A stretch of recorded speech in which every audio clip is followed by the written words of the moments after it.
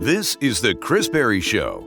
Expert information on wealth, estate, and tax planning for the second half of life. Information that you can understand. Here's your host, Chris Berry.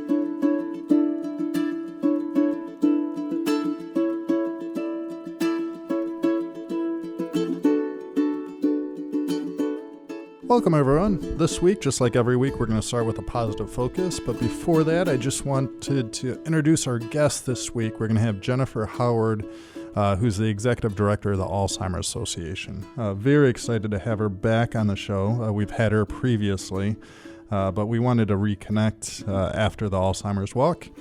Just talk about what's new in the world of Alzheimer's, which is something that has affected family, friends, our clients, and a lot of times you might know someone in your family that's been diagnosed with Alzheimer's. So it's important information when you're planning for the second half of life.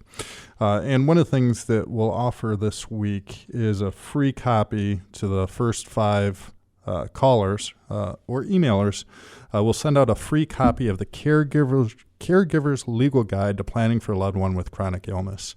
I wrote this book back in 2014, just talking about all the legal and financial things that need to be in place if you're a caregiver, a loved one suffering from if you have a loved one who's suffering from chronic illness or disease like Alzheimer's, specifically, really wrote it for those who are caring for a loved one who has Alzheimer's or dementia, and talks about the legal and financial strategies to put yourself in the best position possible from a legal standpoint, because that's the last thing you want to worry about is having the authority to care for someone.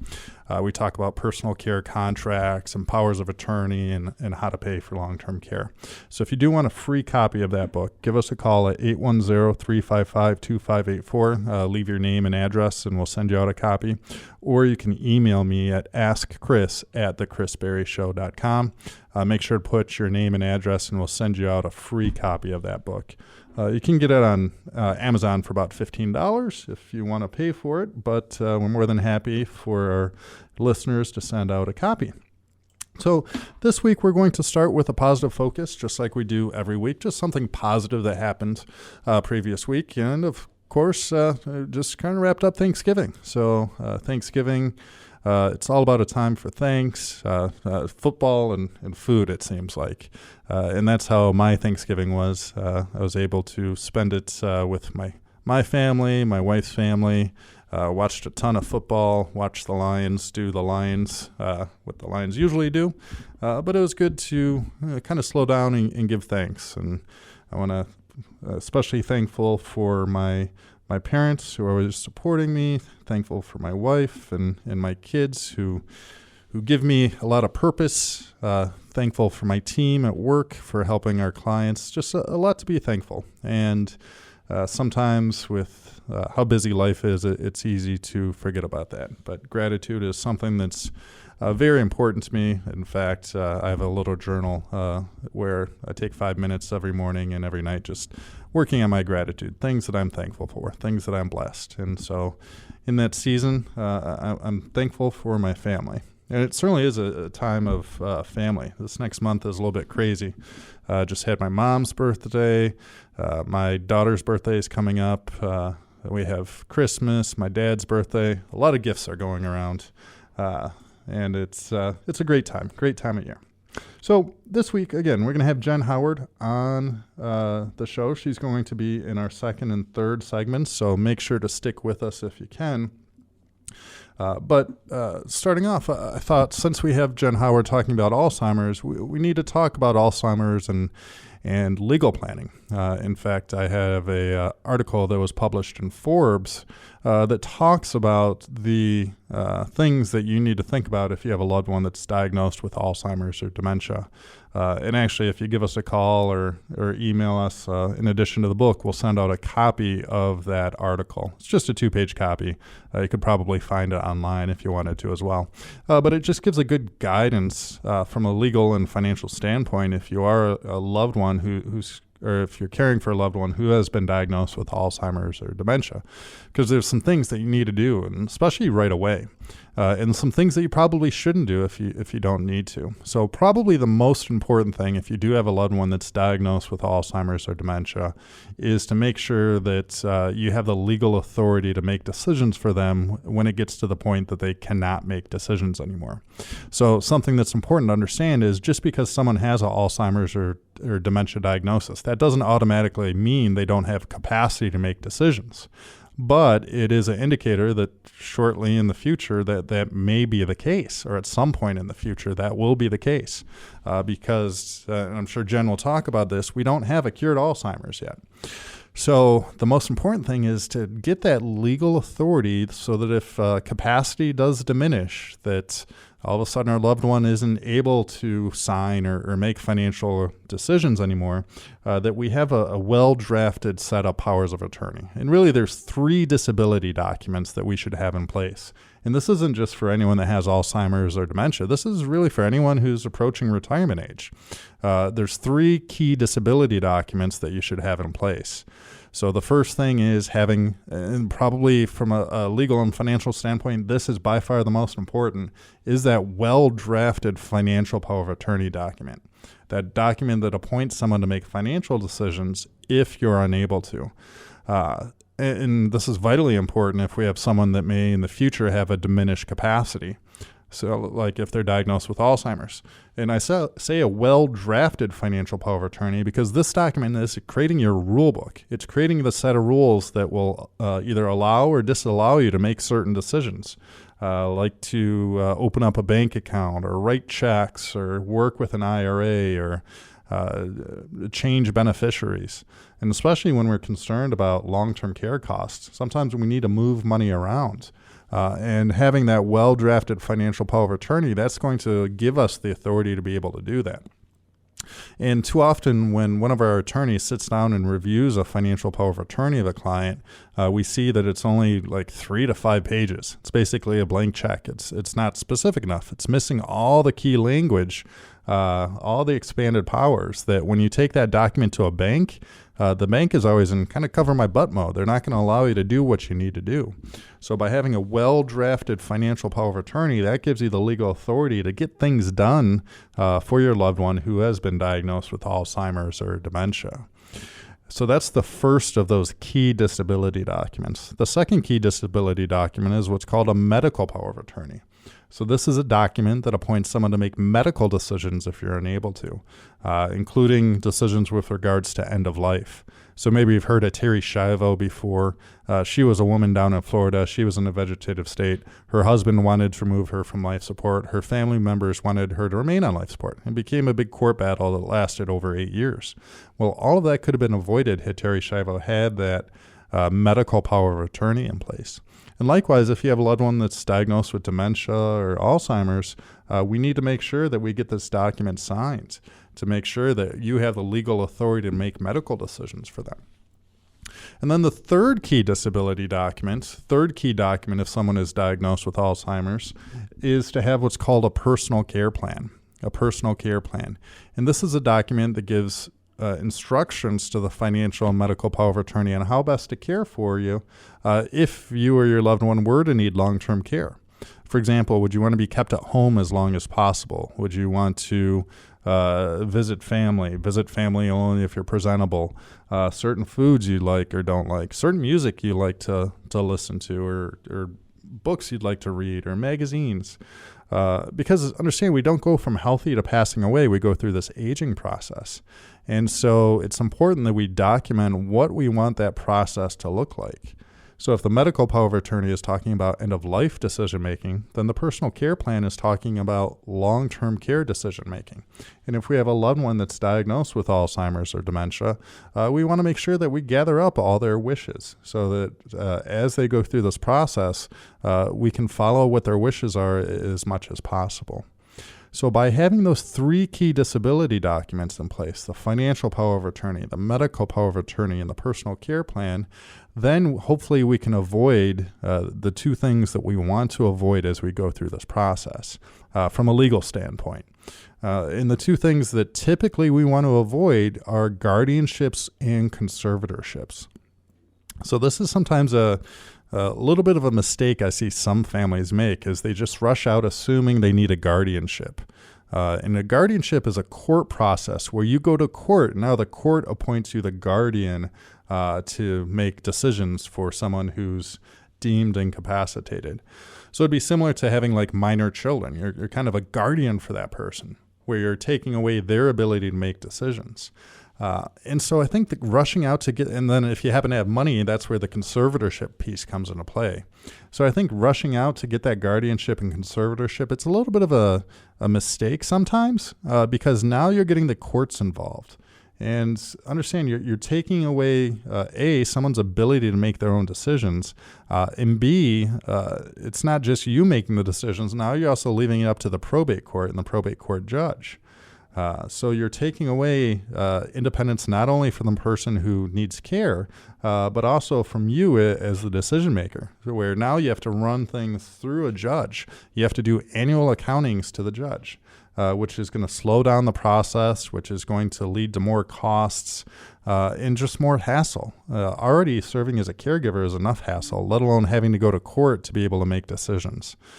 So as much as possible, I try to recommend to families of avoiding those guardianships and conservatorships.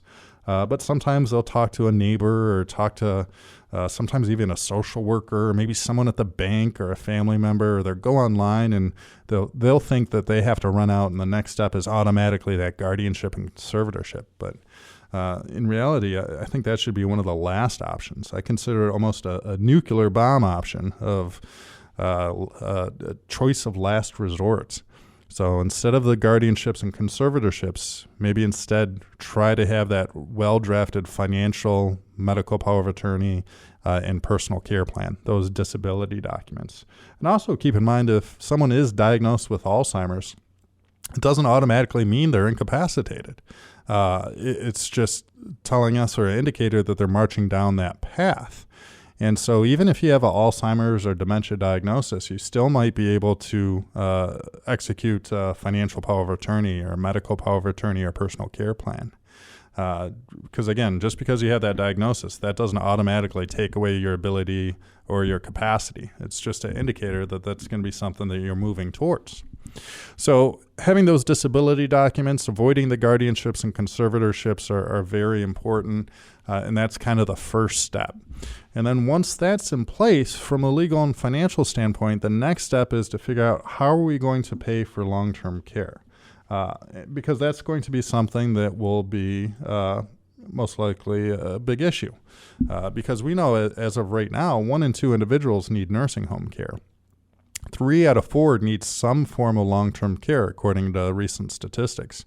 And then if you already have a diagnosis of Alzheimer's or dementia, then obviously the chances are pretty high that you're going to need 24/7 care at some point, whether that's care at home, care in assisted living, or care in a nursing home.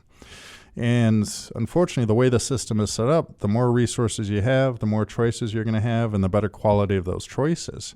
So when we talk about long-term care planning, there's different things we can do from a legal perspective. There's different things we can do from a financial perspective. But really, at the end of the day, it's making sure that your money lasts as long as you do. So there's certain things we can do, like set up asset protection trusts, whether it's a veteran's asset protection trust if we're dealing with a veteran, or it could be a castle trust if we're just trying to protect against the devastating cost of nursing home care, which easily could run $8,000 to $12,000 a month. Or if we're looking at it from a financial standpoint, there's different types of long-term care insurance or different ways to leverage assets to answer the long-term care question. And there's some things that are available even if you've recently been diagnosed. There's some things available to leverage assets to help pay for long-term care, even if you have a diagnosis. But the earlier you start thinking about these things, the earlier you start planning for these things, the more options you're going to have on the table and the better quality of those options, and which will really lead to better quality of life. And these are some of the things that we talk about in that Caregiver's Legal Guide to Planning for a Loved One with Chronic Illness. So if you do want a free copy of the book, plus our 2-page article in Forbes magazine talking about legal and financial planning for a loved one with Alzheimer's, then just give us a call at 810-355-2584 or email us at askchris@thechrisberryshow.com. And what we'll do is we'll get you out a copy of that book and a copy of that article. All you have to do is just leave your name and address, and this will be to the first 5 people that you call in. And we'll send that to you for free, no charge, because we think this information is important. We're big believers in education. That's why we're going to have Jen Howard on the show after this short break. And that's why we do these, the radio show. That's why I wrote the book. I want to make sure that you're well educated as it comes to planning for the second half of life. And unfortunately, Alzheimer's is a fact. It's, I think, the 6th leading cause of death in America right now. And that's why it's something that we're so passionate about in terms of supporting the Walk to End Alzheimer's, which this year we raised over $180,000 for the Walk to End Alzheimer's. Just our walk alone raised over $180,000. Over the past couple of years, our firm has raised individually over $50,000 to go to the Alzheimer's Association. So it's something near and dear to our heart. It's something that we've seen affect many families, and that's why we think it's so important to try to plan for this. And so stick with us as we have Jennifer Howard from the Alzheimer's Association talking about Alzheimer's and what's going on with the association.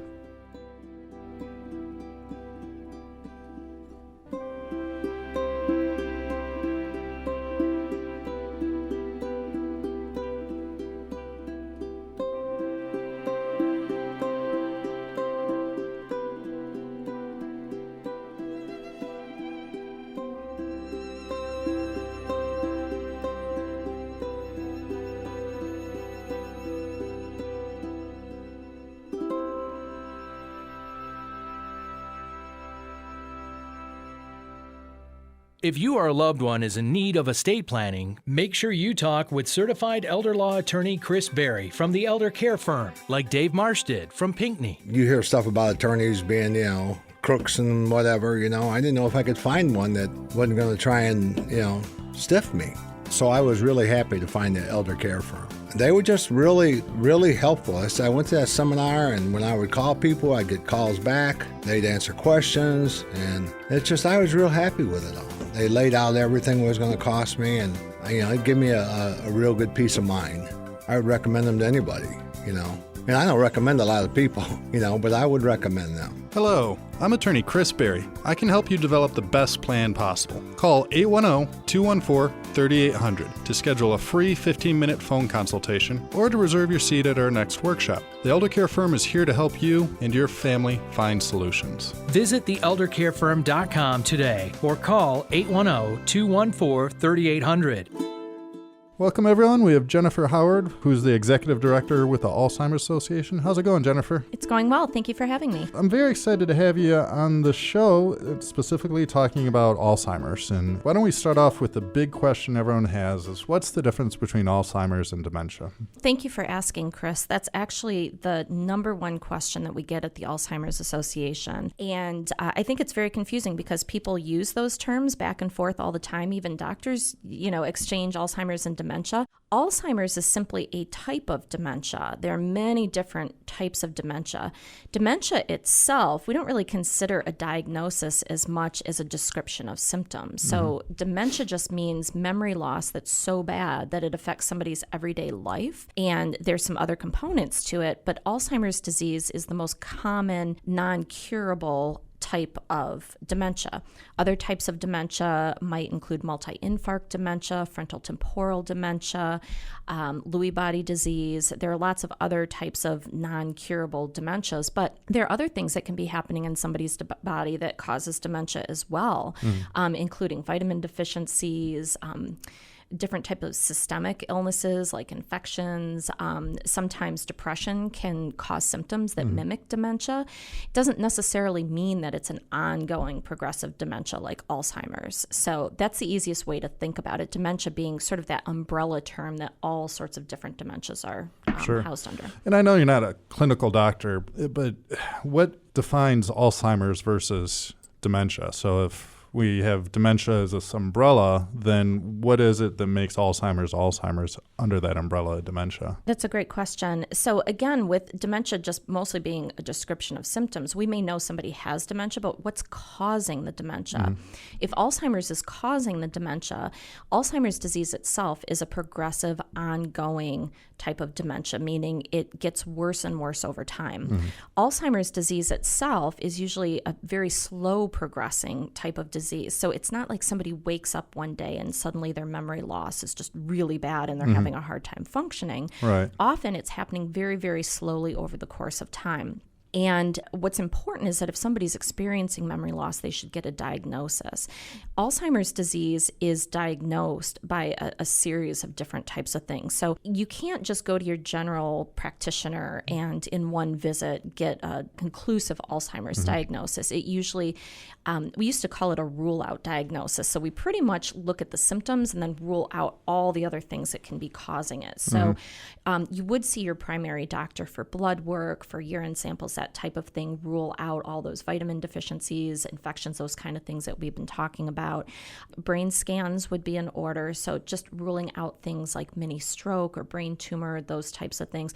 But also some of the neuroimaging and the brain scans will show some types of structural changes, and there are some structural changes that are very typical with Alzheimer's disease. There's actually an atrophy of the brain or brain shrinkage that happens that we might start to see with Alzheimer's disease. And then there will be neuropsych testing, so sort of sitting down with a neuropsychologist and doing memory testing and figuring out which parts of the brain are working really well and which parts are not working as well. Alzheimer's disease follows a general pattern. It's not the same for everybody, but there's sort of a general pattern. And some of the early symptoms might include short-term memory loss or problems with language. That's some of the first symptoms that we see. But normally, through a series of visits like that, we can get a diagnosis sort of in the high 90s % of accuracy. Now, because of research that has been going on just over the last 5 years, scientists can actually see the changes that are happening in the brain sort of on a cellular level that indicate Alzheimer's as well. So researchers have started diagnosing Alzheimer's not even by symptoms as much, but by this neuroimaging. We know that structural changes and changes in the brain happen up to 20 years before we see symptoms. So that is frightening. First of all, it's kind of scary to think about because we could be experiencing those changes now and not know it.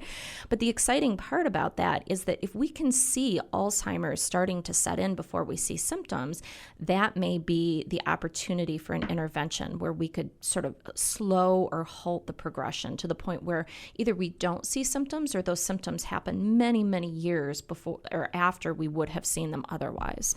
And so it sounds like with medical technologies, we're taking Alzheimer's from, as you said, a rule-out kind of diagnosis of it's not this, it must be Alzheimer's, versus now maybe we could identify it early that this is specifically Alzheimer's. Exactly. It would be great if we could all just walk into the doctor's office and take a blood test and we would know if we have Alzheimer's starting or not.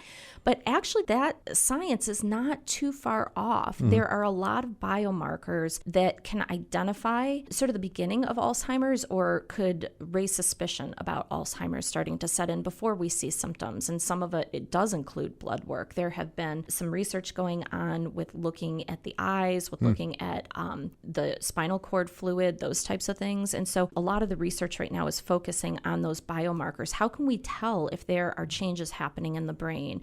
And with heart disease, with diabetes, lots of things like that, there are tests that we can take that indicate if problems are on the horizon, if we might see problems in the future, we will get to that place with Alzheimer's and other types of dementias as well. So we're moving quickly in that direction. Yeah, and that's great. And one of the things, and this is me being selfish, but I actually took one of those 23andMe genetic ancestry tests that show if you have genetic variants for certain diseases and silly things like whether you like the smell of chocolate or something. It's crazy what they can identify. But out of that, they said I had a genetic variant that predisposes me to Alzheimer's. So assuming that we could identify early the changes are coming, are there any things that maybe through your research or work, or not your research, but through the research or work that people could do if they think it's coming down the pike for them? Yeah, absolutely. Just to clarify also, if somebody does take a 23andMe test or any other type of genetic testing, there are many different markers for Alzheimer's disease. You could have lots of them and still never get Alzheimer's disease. So so people understand that, but it does increase your risk. Right. And there are lots of things that actually increase your risk even more than the genetic sort of components. And so what we talk about just in the public is that what's good for your heart is good for your brain. And so you can lower your risk of getting Alzheimer's or other types of dementias by taking good care of yourself, taking good care of your body. We talk about the numbers like your weight, your blood sugar levels, your cholesterol. Not talk about my weight, please. Yeah. It's right after Thanksgiving. Right after Thanksgiving. I know that's tough for all of us. But we want to keep an eye on those numbers and make sure, people are maintaining a healthy weight, that they're getting all their blood work done every year, that their cholesterol's in, a good place, that their blood sugars are in a good place, that their blood pressure is being controlled. The things that people can do proactively is just regular exercise is amazing for the brain. Eating well, eating a heart-healthy diet is really good for the brain and can help have some protective factors.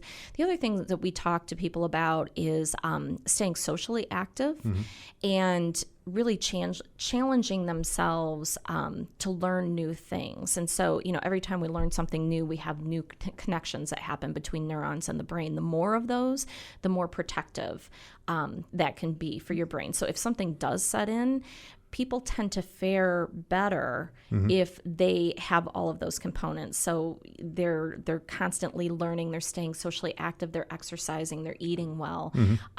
People that are doing those things will generally fare better. It will not ward off Alzheimer's altogether. There's no one thing that will 100% prevent it from coming, but it can greatly reduce your risk of getting it. Sure, yeah. And along those lines, when we're talking about aging and things that you can do, now, some people, at least some of my clients, sometimes mention that, they're getting older. Of course, memory loss is normal. Would you say memory loss is normal as you age, or? So memory loss itself is not normal at all. And I think that's one of the biggest misconceptions that are out there. And we've had people that have called us and said, for example, I'm so worried about my mother. She's been getting lost. She's had a lot of memory loss. She repeats herself. She has, things that are going on. And we talked to her doctor and he said that's to be expected because she's getting older. Well, that's not exactly true. As our brains age with our bodies, and we always forget our brains are aging with our bodies, it will take us longer to recall things. We get more easily distracted. All of that is normal. But the kind of memory loss that affects your everyday life, that's not normal, and that absolutely needs to get checked out, and a diagnosis needs to happen. And if someone's in that position, what should people do if they're worried about themselves or someone they love? I think if they're worried about themselves, they should absolutely talk to their physician about the changes that they're seeing. If they're worried about somebody that they love, they should talk to their loved one about some of the worries that they've had. That can sometimes be tricky because sometimes there's a level of denial that comes with that. It's pretty hard to talk about those kind of things. But definitely this should be explored with a physician.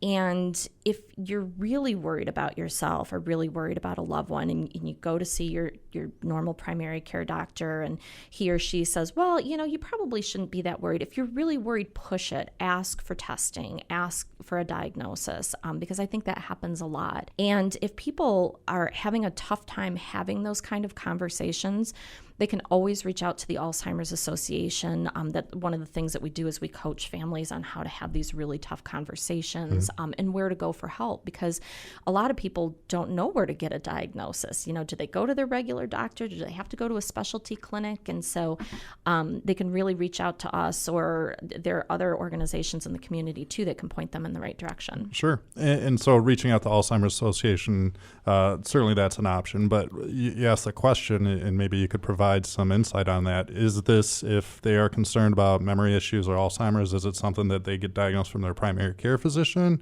Do they need to find a specialist? What would you recommend? Well, I think starting with a primary care physician is a really great start, but then just educating themselves about what it takes for a proper diagnosis, asking for the neuropsych testing, for the memory testing, asking for brain scans, and asking for the full workup. There are some clinics that just automatically will do all of those things, and there are some general care practitioners that aren't necessarily set up to do all of that, but they can certainly refer to community partners that can take care of the rest of that, and they can confer with each other to come up with a full diagnosis. Okay.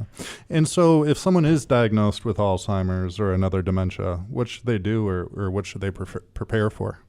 Absolutely. The first thing that they should do is to completely educate themselves as much as they can about the disease itself, and to learn what to expect, how this will affect them, how it will affect their family. And unfortunately, a lot of times when people are diagnosed, they don't necessarily get all of that education in the doctor's office. They may or they may not. A lot of times what happens is, they say, we're so sorry, but we think it's Alzheimer's disease. We'll schedule an appointment in 6 months and see how you're doing. That doesn't really educate the families. Yeah, and I'm guessing probably once they hear that diagnosis, if they're by themselves or they don't have other family listening, then they're probably just shutting off and just in shock, not taking in more information. That absolutely could be the case. Not everybody realizes that Alzheimer's disease is a fatal disease. 100% of the time, unfortunately. It's the 6th leading cause of death in the United States. And as we talked about before, it's progressive, meaning the symptoms get worse and worse over the course of time. And so, the questions are, is there any treatment? Is there anything that we can do to slow the progression? What will this look like in 6 months, in a year, in 5 years, in 10 years? And what do we need to do to get prepared? The thing that we try to do with families that reach out to us is first just educate them about the disease and what to expect. And then we really want to educate them about community resources, because no one person can care for a loved one with Alzheimer's disease by themselves. It's way too physically, emotionally, and financially taxing. And so we try to connect them to people that can help provide respite care when that is needed, who can take care of things around the house that need to be done if they don't have the time or the energy or the resources to do that, to help them set up proper legal and financial planning over time, because we don't want families to get into the position, if their family member can't make decisions for themselves financially or medically, that they don't have the power to make those decisions. We want them to know also, we want the person diagnosed to be a part of all of that planning. Right. While they can be a part of that planning and express their wishes, what they do want, what they don't want, and just to prepare themselves for what is coming. Yeah, and I think that's an important point, is understanding that if someone does have an Alzheimer's diagnosis, it doesn't automatically mean they're incapacitated and they should be babied. Oh, goodness, no. Yeah, absolutely. People in the early stages of Alzheimer's disease function just like everybody else for a very long period of time. They may need some help. It may be a little bit more difficult for them. It may be more frustrating for them. But a lot of people in the early stages of Alzheimer's disease often still hold jobs, maybe or maybe not. Maybe they step back a little bit once that happens, but are absolutely fully capable of making decisions and planning with their families and doing all of those kind of things. This disease does not take hold of somebody in 3 months' time. Right. It really can last for quite a bit of time. I believe the last stat that I heard was past diagnosis, somebody would live an average of 7 to 8 years. But there are plenty of people who live even 20 years plus after the diagnosis. And so that's a lot of time and can be a lot of care. Sure. So, Jennifer, thank you. We'll continue this conversation as we continue to talk about Alzheimer's and the Alzheimer's Association. And I think this is important information for anyone who's either kind of going through the aging process, has a loved one that they're caring for, or just setting yourself up in terms of making sure that you're planning for your second half of life. So join me as we continue this conversation with Jen Howard, Executive Director with the Alzheimer's Association.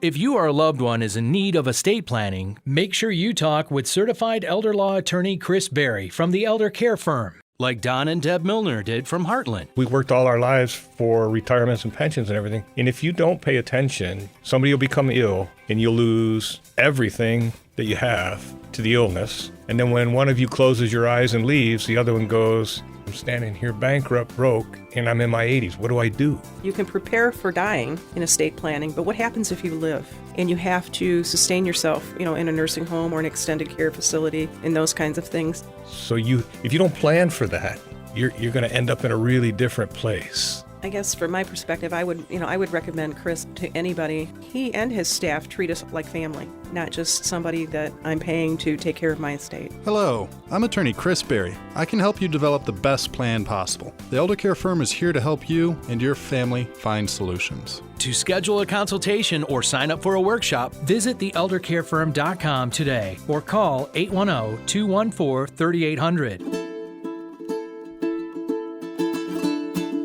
So we're continuing the conversation with Jen Howard, Executive Director with the Alzheimer's Association. And we're talking about how still there's no cure for this. And you mentioned Alzheimer's is number 6, I think, in terms of killers in the world. And so what type of research is going on right now? Yeah, that's a great question. So it's amazing to me just over the last 5 years, the kind of breakthroughs that have come with Alzheimer's research. I was fortunate enough to travel to Los Angeles this past July to attend the Alzheimer's Association International Conference, which is the world's largest research conference on Alzheimer's disease and other types of dementia. And over the past several years, we talked a little bit about neuroimaging earlier, and the breakthroughs that have come just on the neuroimaging front. So if we can't get ahead of this, there's not a lot that we can do. The damage that is done to the brain as this disease sets in is pretty tough to reverse. But again, if we can get in front of it and slow it or stop its progression, I think that's where there's the most hope in the science.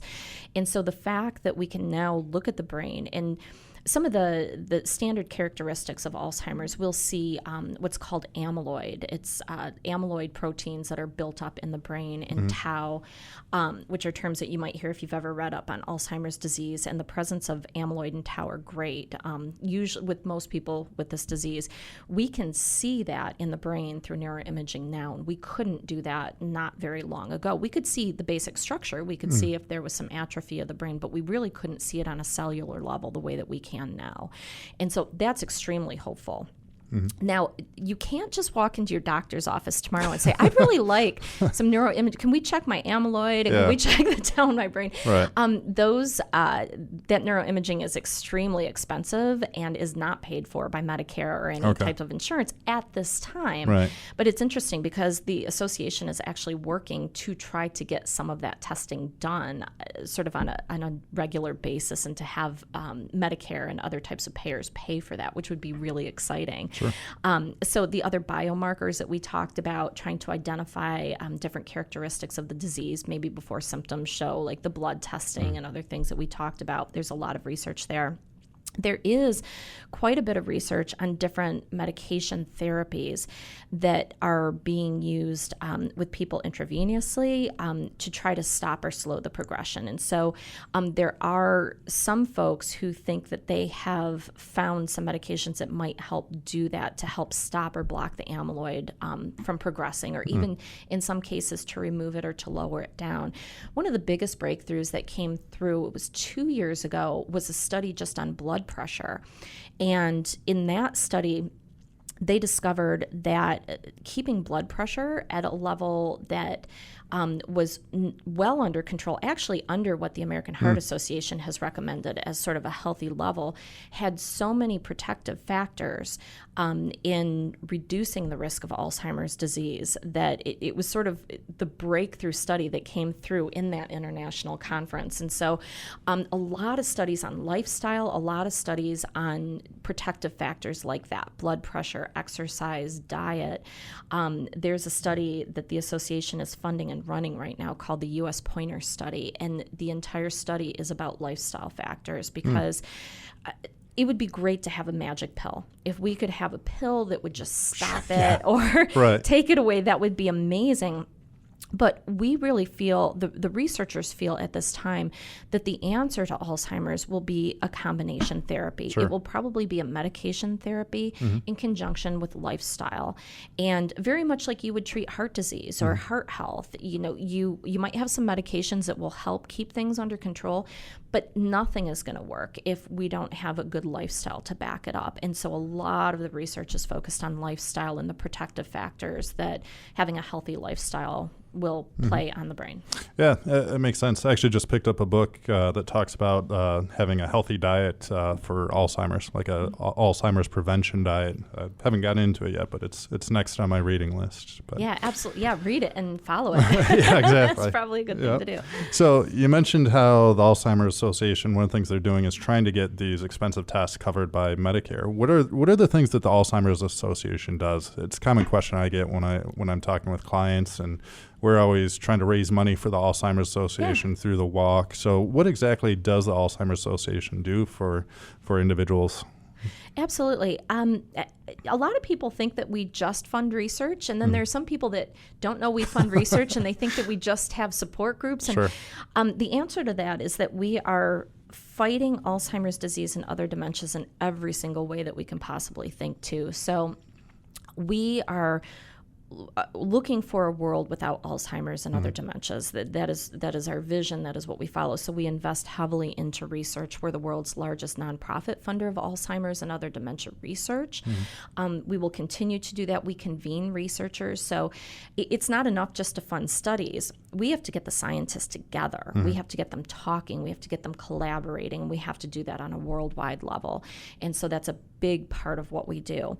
But until then, we have more than 5 million people in the United States living with Alzheimer's. We have more than 180, it's almost 190,000 people just here in Michigan living with Alzheimer's. And so those families today and now need support and care. So we have education programs free in the community, in all of our communities across the United States. We have support groups that happen on a monthly basis for caregivers. We have some specialty groups for male caregivers. We have groups for people in the early stages of the disease. We also have a care consultation service. So sometimes going to an education program is great, but you really need one-on-one help with whatever situation you're in. So we'll sit down with a family, talk about their situation, do some one-on-one education, and connect them to community resources and come up with a care plan that they can follow. And then as that plan changes, because it always does, as the disease progresses, the situations change, and you got to come up with a new plan, and we can be there for them for that as well, and then help them, sort of readjust the plan as needed as it goes along. We do have a 1-800 number that's 24 hours a day, 365 days a year, as we were both enjoying our turkey dinners and taking the days off. Are these calls going right to your cell phone? Yeah, they were going right to my cell. I was on the phone. No, we actually have a 24-hour call center. With amazing trained social workers and care consultants that people can call. So they actually get a human, which is exciting. And what's that number? That number is 800-272-3900. And for people that are going to pick up the phone and call because that's just not in their comfort zone, we do have a website at alz.org. And on that website, we have more information than anybody could possibly ever want. We also have online care consultation and online support. So there are groups that people can join online where they can talk to other caregivers and get ideas and things like that. So on the care and support side, that's a lot of what we're doing. We're also very involved in public policy because as much money as we put into Alzheimer's research, we will never find breakthroughs without having a strong nonprofit government partnership. And so we work with, it's amazing, we actually have for every single member of Congress, everybody in the Congress, everybody in the Senate, the Alzheimer's Association has a dedicated volunteer team, one dedicated volunteer and a team behind them who form a relationship with that member of Congress, keep them updated on all the research, on all the needs of the families, for the families that they're serving and the families that we're serving, on what they need. Our members of Congress only know what they know, and it's our jobs to educate them. And so they follow them around. They go to coffee hours. We go to Washington, D.C. every spring and storm the Hill together and talk to every single member of Congress. And because of that, we have increased Alzheimer's research funding. It was, 10 years ago, it was about $360 million. And I remember when I first started in my position, it was about $360 million, where other diseases were being funded at like $4 billion or $6 billion. Cancer, heart, HIV/AIDS were all being funded up into the multiple billions of dollars. We are finally at $2.3 billion because of the advocacy that our volunteers do. So like I said, at every single angle that we can think of to fight this disease, that's pretty much what the association is doing. And also, I know the association links caregivers with the resources. Maybe you can talk about some of the resources that we can, or that the Alzheimer's Association connects people to. Yeah, absolutely. So we're not the only resource in the community, obviously. There are so many resources for families that are caring for a loved one. A lot of this is for the family caregivers. Like I said, it's at some point in time will become a 24-hour-a-day job and can be physically, emotionally very taxing. We connect people who can offer respite care, somebody to come into the home and give a caregiver relief, even for just a few hours, to take a nap, to go grocery shopping, to just go to the library, anything that they need to do. There are other services like Meals on Wheels that can help people.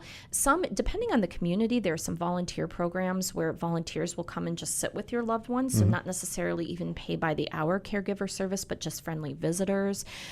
There are services that might be able to come out and help out with some household things like creating safety ramps or other types of things in the home that need to be done just so somebody can stay safe there. We can refer people for diagnosis to different clinics, to different physicians. We obviously work with elder law attorneys, financial planners to plan for the future and to come up with financial planning. And so pretty much if there's somebody who can assist a family with this journey, we know them and we can connect them.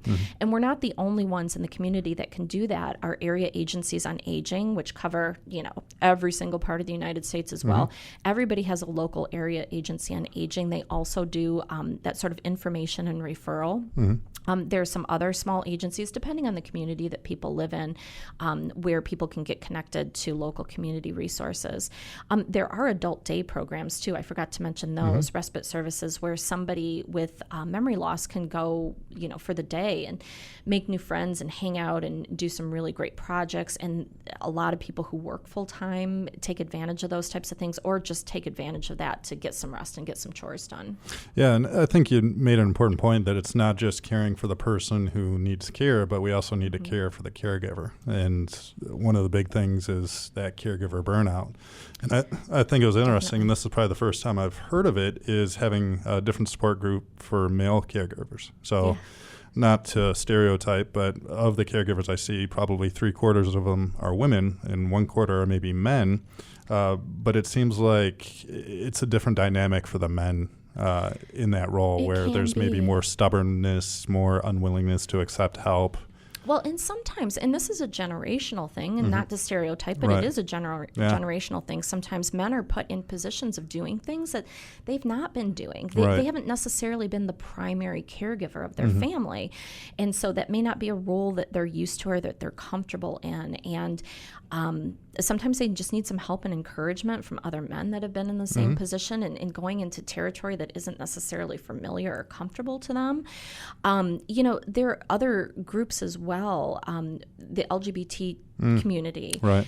Often there are support groups that can support that community as well. There are different types of situations and things that can affect different communities in ways that not everybody would understand. And so connecting people, the idea is connecting people in similar situations to talk about their experiences, to share information, to be emotional support for each other with other individuals that really understand where they're coming from. They really get it. And so I think that's what's really important. There are differences between spousal caregivers and adult children that are caring for their parents too. And so giving people, opportunities to connect in those ways to people that are going through a similar situation. I find that sometimes those support groups, people get the best information from because they get the straight story on everything. Hey, I tried that did not work, but here I tried this and I tried that, or even, different resources in the community. Hey, I had a great experience here, didn't have a great experience. I mean, they really get the skinny on everything. And so, and they make lifelong friends. Sure. I've seen some of our support groups and some of our early stage groups, even long after maybe they stop participating in those groups, they maintain friendships that carry on for years and years beyond, their caregiving journey. Yeah. And so if someone's listening and wants to get involved or find out if there's a local support group, how do they reach out? What, again, is the number or website? Yeah. So a good place to start is to call the Alzheimer's Association at 1-800-272-3900. The other place to check, again, are our area agencies on aging. They often have a list of local support groups that people can participate in, and other education programs, community resources. So a good place to start. Good. And then, Jen, we have about a minute left, but if someone wanted to get involved in the Alzheimer's Association or volunteer, what's available or what would be their next steps? Yeah. Oh, my goodness. So the association is a volunteer-led organization. We have far more volunteers than we have staff members, and volunteer leaders. So many different volunteer opportunities. We have to raise money to support all of these efforts, and we have walks to end Alzheimer's all across the country, more than 600 of them. Wow. And so people can volunteer to be on the committee, which is a lot of fun, a great place to meet friends. They can become a program volunteer. We need people to get out and to help give education programs. We'll train people on how to deliver education programs to local senior centers, churches, really any community forum is amazing. People to help lead support groups. Those are our program volunteers. We can always use office volunteers if somebody's like, hey, that is not my forte, but I'll come help stuff some envelopes or answer some phones. We can always use office volunteers. We are always looking for great board members, lots of different opportunities. Yeah. And Jennifer, thank you so much for sharing that. And one more time, if someone wants either more resources or more information about the Alzheimer's Association, what number should they reach out to, or what's the website? Yeah, so 1-800-272-3900, or they can go to alz.org to get connected to us. Great. And so, Jennifer, thank you so much for taking time, sharing this important information. Certainly appreciate it. Thank you so much. Oh, thank you. Thanks for all you do. All right. And with that, stick with us next week. We'll have a great show. Make it a great week. Look forward to hearing from you. If you have any questions, feel free to email us at askchris@thechrisberryshow. Learn more about Chris Berry and how he can help your family by visiting online at thechrisberryshow.com. That's thechrisberryshow.com. You can also call Chris Berry at 810-355-2584. That's 810-355-2584. This program content reflects the opinions of Chris Berry and his guests, not the elder care firm Prosperity Capital Advisors or the Castle Wealth Group, and is subject to change at any time without notice. Content provided herein is for informational purposes only and should not be used or construed as investment or legal advice, or as a recommendation regarding the purchase or sale of any security, or to follow any legal or tax strategy. There's no guarantee that the strategist's statements, opinions, or forecasts provided herein will prove to be correct. Past performance is not a guarantee of future results. Indices are not available for direct investment. Any investor who attempts to mimic the performance of an index would incur fees and expenses which would reduce returns. All investing involves risk, including the potential for loss of principal. There's no guarantee that any investment plan or strategy will be successful. We recommend that you consult with a professional dedicated to your needs. This program is furnished by the Elder Care Firm.